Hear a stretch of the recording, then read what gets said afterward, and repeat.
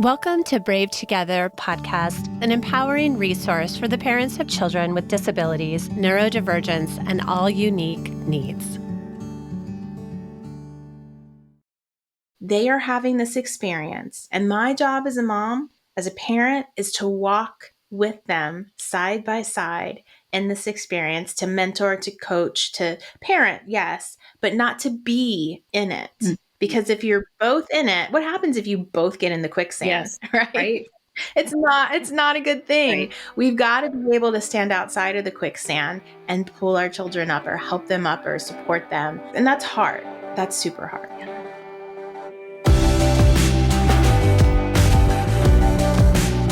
Hello, Brave friends. Welcome to Ask Us Anything. I'm Jessica Pate, your host of Brave Together podcast, and I'm joined by two fantastic fellow Brave Mom co-hosts to help answer your questions. Hi, I'm Susanna Lovell. I'm an author, a certified life coach and soul care coach, and an advocate for the health and wellness of disability families everywhere. Hi, I'm Dr. Zoe, a licensed psychotherapist, writer, speaker, author, and complex shame expert. We are gathered here to share our experiences, share our wisdom, and answer your questions. Have a caregiving question? Find the link in the show notes to leave us your message. May you feel seen and heard and not alone. Ask us anything. Hi, Bravies. Hi, Susanna. It's so good to see you today. Zoe. Yes, shout out to our Bravies out there. We're so glad you're here with us for this conversation. I'm so glad to be with you always, Zoe, and missing you, Jessica, but we'll catch up with you soon. Yeah, Jessica's having technical difficulties, so we're going to do this episode by ourselves. And I feel like we've got a lot to talk about. Yeah. So before we get started, we're going to talk about really how can you be okay as a mom when, or parenting a parent when your children aren't, or when your children are a space that, you know, they're not doing okay. How do we stay okay? Is it even possible? Let's talk about that. Well. But first, Susanna, if you had a caregiving superpower, what would it be this week? What would you bestow yourself with? Well, I can't believe I only get to choose one superpower. I know. But I would say right now, in this particular chapter of mothering for me, there have been a lot of transitions happening. I would say that if I had the superpower of being able to think of the most delicious meal in my head, exactly what I want, exactly how I want it prepared, and have that show up for me 5 seconds later in front of me. That's the superpower that I would like to conjure up. I'm not sure what that would entail, but if I could just have that for a couple of days, for a couple of meals each day, I think I'd get a lot done. And I think I would feel cherished and nourished and nurtured and taken care of. That's beautiful. I'm just salivating over the thought of having somebody else take care of all of that for me. Yeah, that would be amazing. If I had a superpower, I'm trying to think of how I would describe the superpower, because what I'm thinking, I would want to be like omniscient, like all knowing, but I don't like be able to read my children's mind, but it's not even that. The thing that I'm thinking about specifically is my daughter with her disorder. She has a real difficult time locating pain in her body. And so when she feels pain, she can tell you something hurts. She cannot tell you where in the world it hurts. It could be her toe, or it could be her stomach or her head. And so if I had a superpower, I'd be able to get in her brain and locate where that pain is. I love that. Yeah, that would be my superpower. Right. Oh, that would be so supportive for both of you. Yeah. Oh, yeah. Yeah. It would be supportive. It would take away time and frustration and, everything. Yeah. So that would be my fantasy superpower of the day. I wish that for you right now, for sure. Thank you. For sure. So let's dive into this. Yeah. Was it a mom that asked a question? Yeah. So, thank you for asking this question. How do we be able to be in our own bodies and our own feelings, sort of organically, transparently, vulnerably with ourselves in a way that we are able to not be sort of like taken out by the times and the moments and the situations where our kiddos are just not okay, right? Right. And I Right. think Yeah. that, we've both experienced this in so many different ways. Of course, I think probably, most mothers have, I would offer in this universe, but certainly as we are, experiencing an altered motherhood, I think, thank you, Bravey. That was a brave question. So I'm happy to jump right in. Yeah, that was a brave question. And it was also a very insightful question. I'm glad that she even recognizes that there is that separation and there needs to be that separation because, sometimes as caregiving moms, it's really hard to not be enmeshed and kind of codependent in the caregiving cycle or with whoever we're caregiving. And so that's a beautiful question.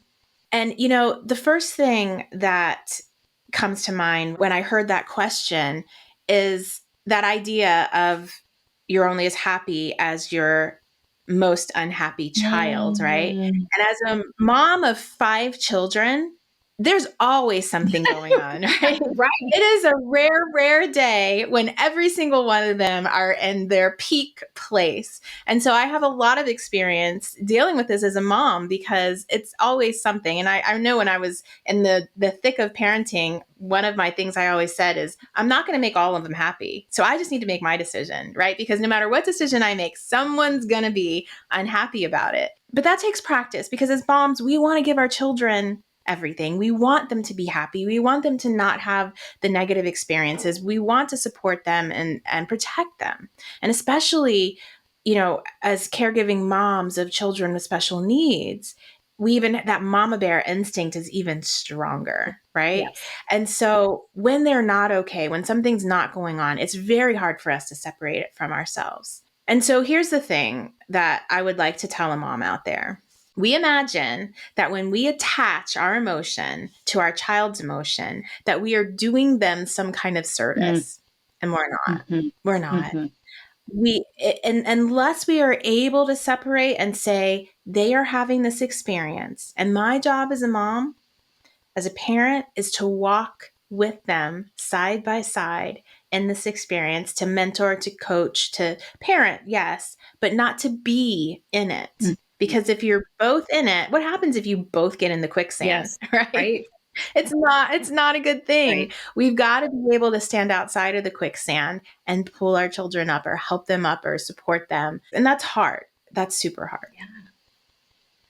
Yeah, but I love how you create that visual. I'm thinking of the quicksand, and to me that just seems very practical. Like that's a very practical example. And so but just know that in that moment, right, it's not going to be forever. This moment is not going to be forever. Don't worry, mom, you're going to be able to have your feelings in this moment, whether it's crisis or there's a situation that needs attention or the child is having a meltdown or there's whatever it is, just to know, like, just right now, we can't both be in the quicksand, right? We cannot, what does Einstein say? It's so beautiful. Like, we cannot solve a problem at the level of the problem, something like that. There's some sort of, yes, it's hard to. Yes, I know exactly what you're talking about. Like, we can't solve the problem at the level of which the problem was made, essentially. Like, we have to be separate from it, outside of it. Yeah, right. And again, like in this moment in time. But as I was just reflecting when you said, 5 kids, because that's a lot. I had a question for you, actually, Zoe, because I was one of 5 kids and I was number 2 in the pecking order. And I was very, very, very maternal in terms of, helping my parents out with my younger siblings. My youngest sister is 13 years younger than me. There's 2 in between. Then I have an older sibling. But my question for you is, because I have 1 child and you have 5. So do you have different worries for different kiddos in your life? Like your kids, like if Sully, for example, had an issue and the other 4 had the same issue, would you worry about each of them differently? 100%. Yes. All 5 of my children are very different, which is fun. Parenting 5 very different children, and they would respond to whatever scenario very differently. And so depending on what it is, I'd be probably way more worried about one kid dealing with it than I would another. And yeah, 100%. I'm worried about very different things with each of our children. And you know what's interesting, Susanna, I just have to point out. Yeah. We are just honoring in this space the reality that we worry about our children. It's not, do you worry? It's like, what do you worry about, right? We worry. That's just parenting. It just is. And so I think the first part is us being willing to just honor that. Yes. Like we do. I worry about every single one of my children. Yes. And I have grandchildren. I worry about my grandchildren too. So it just multiplies as life goes on. And maybe because like I've had this experience of all these children, I've had to come to that knowledge a little earlier of recognizing they're not always going to be happy. So somehow I've got to live my life. I think when you have one, it's even harder because there's more focus on that one, right? So I would imagine it's even harder when you have one child. But part of that process is recognizing that we are separate from our children. Yeah. And we deserve to have our separate life, even in the midst of caring, even in the midst of really severe caring, right? Yes. We are still separate people. Yes. And it is okay that grief and joy exist in the same space. Because a lot of times we feel like, well, if I'm feeling happy and joyful about something and my child is suffering or dealing with this over there, does that make me a bad mom? Am I not caring? Right? And the reality is, no, we can have both. We can have empathy for our children. We can have concern and worry, and we can still live our life and experience joy in the midst of grief. That is such a great, I love this reminder. I also am thinking of a conversation I had with Arizona the other day when she was just worried about 3 different things, like 3 sort of top of mind things, 3 perseverating worries that are sort of a, ongoing topic right now. For how long? I don't know. A week, 2 weeks, 3 weeks. No, I have no idea. Right? I never know. So worried. So in the meantime, I'm doing my work, right? I'm moving my body. I'm exercising. I'm journaling. I'm writing. I'm doing my supportive work with my community. And so I'm trying to, I'm intentionally seeking out the joy and seeking out ways in which I can be just happy and unbothered. Okay. Happy and unbothered. And so I get myself to this place and I'm, processing through with Arizona. And she's like, Mommy, I just don't understand why you can be so happy. You know what I mean? Why can't I this is a big change. These are big worries and I'm having big feelings and I'm sad. And how come you're not sad about certain transitions that we're both going through at the same time, for example? Yeah. And so I have to remind her, if we can go back to that quicksand visual. And in fact, I think I'm going to make a visual of that so we can work through our next issue together, which will probably be like right after school today. Right. I mean, maybe, who knows? So we can't both be stuck, right? Yeah, happy and unbothered. Just for right now in this moment, and then we'll get through it, and then I'll have a moment, and we'll circle back, and and so on and so forth as life continues on. I love that. And what a beautiful teaching moment of interdependence, right? Because when we look at codependency, it's that idea of we have this feeling like I'm sad, you better be sad, right? If I'm angry or anxious, that's your job to fix it, and we better be this. But interdependence, healthy interdependence says, you can be sad, Arizona, and you can feel that in this moment. And there are going to be times when I am too. But just because you have a feeling doesn't mean I have to have the feeling, but I can listen to you and I can support you and I can be here with you, in your feeling. And when we teach our children that helps them learn interdependence, even emotionally, right? And letting her know that you can also be okay sometimes, and maybe I'll be sad sometimes. And it doesn't mean you have to be sad just because I'm sad. But it would be nice if you would give me a hug or, do those things that make me feel better. But it doesn't mean you have to be sad if I'm sad either. Yes. And it also doesn't mean that I don't have so much compassion for your hurt. I have so much compassion for your hurt. In fact, I will say to Arizona, it's so understandable why you are feeling such an ouchie because your soccer season just ended and you really connected and bonded with some of these girls. I can understand that. And I am happy right now in this moment with my little Diet Coke, with whatever it is that's making me happy during that particular moment. And that's an ouchie. Let me tell you, when I was mommy, when you were a kid, did you ever have a situation where fill in the blank? Absolutely. Multiple times. Yeah. Mommy, did you ever, get a bad grade on a test? Yes. And I can tell you right now that I can't remember the specific details of that situation. Not right now. Doesn't matter. Doesn't matter right now. It doesn't. And that's the beauty of also giving our children perspective, right? Because they might be devastated over something that we can look at our age and our place in time and realize not that big of a deal. We can feel for you. Like I think about when my child, my oldest son, who's 23 now, but when he was 2, he used to love Thomas the Train. And he left Henry or Harry, I don't remember, one little Henry or Harry train at somebody's house.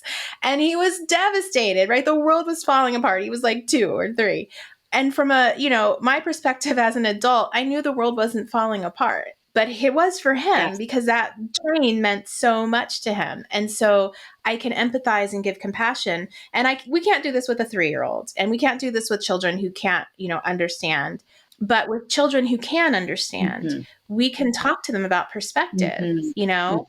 I remember when I felt that way. And I remember how hard it was and how much it hurt and how painful it was. And so we can respect that. But now, as an adult, I realize that as time goes on, those kinds of things don't matter so much. And so I'm not that upset about it because maybe I've moved a couple of times. This isn't my first time doing this, or, I've ended seasons and, all the things that our children might be devastated. I've lost a relationship or a friendship, and I know what that feels like, but I'm not feeling the same thing, and that's okay. Yeah.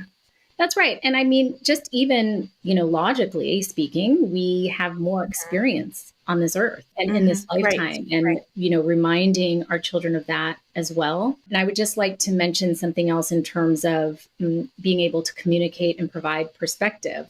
Sometimes if we have a kiddo, and I know when Arizona was much younger and could not communicate very articulately or understandably, verbally or without words, I could just tell if there was a grappling within her in terms of, energetically, I could tell also, there would be behaviors.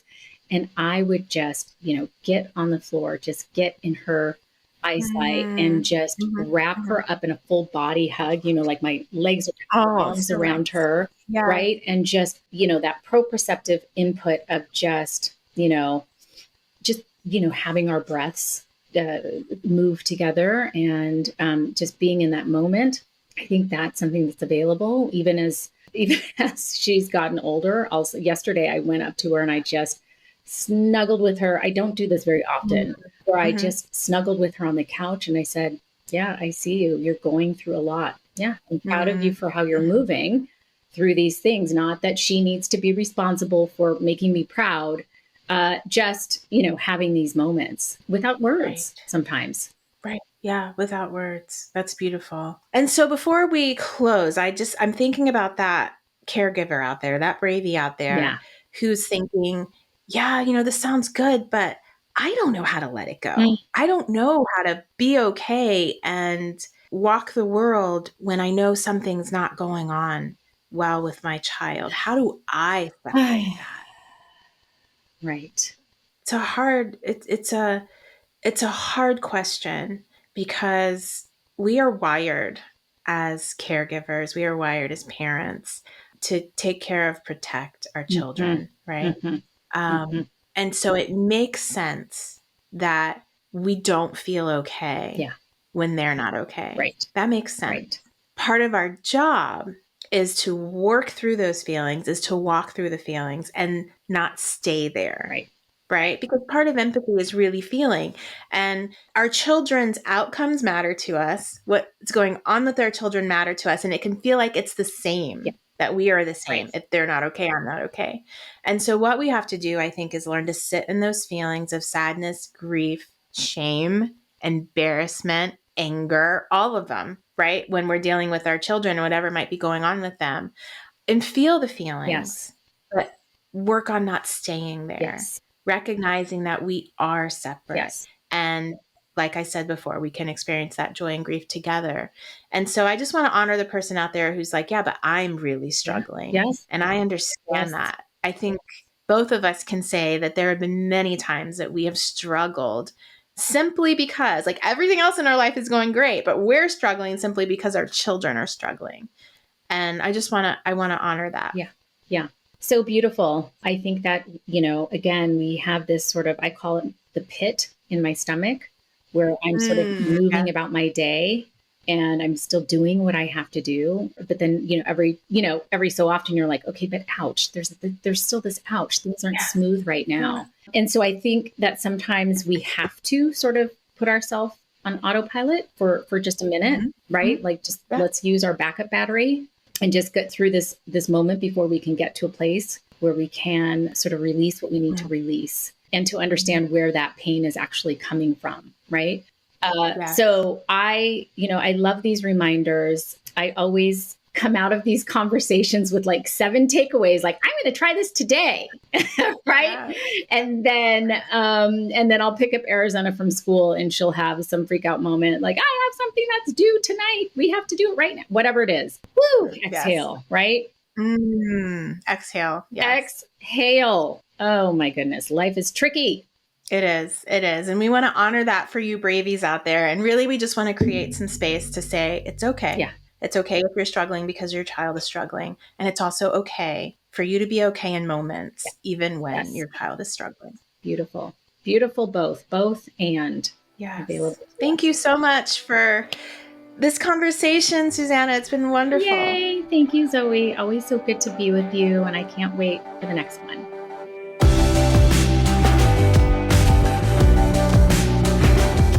Thanks so much for listening today. Do us a favor and leave us a review and a rating so that this podcast can get into the ears and the hearts of more and more moms. Did you know that Brave Together podcast is an extension of our nonprofit organization, We Are Brave Together? We Are Brave Together serves an international community of caregiving moms, offering support groups that are virtual and in-person, educational resources, and low-cost weekend retreats. And we have published our first anthology of caregiving stories entitled Becoming Brave Together, Heroic, Extraordinary Caregiving Stories from Mothers Hidden in Plain Sight. It will encourage and validate every parent caregiver. To join us today, go to wearebravetogether.org.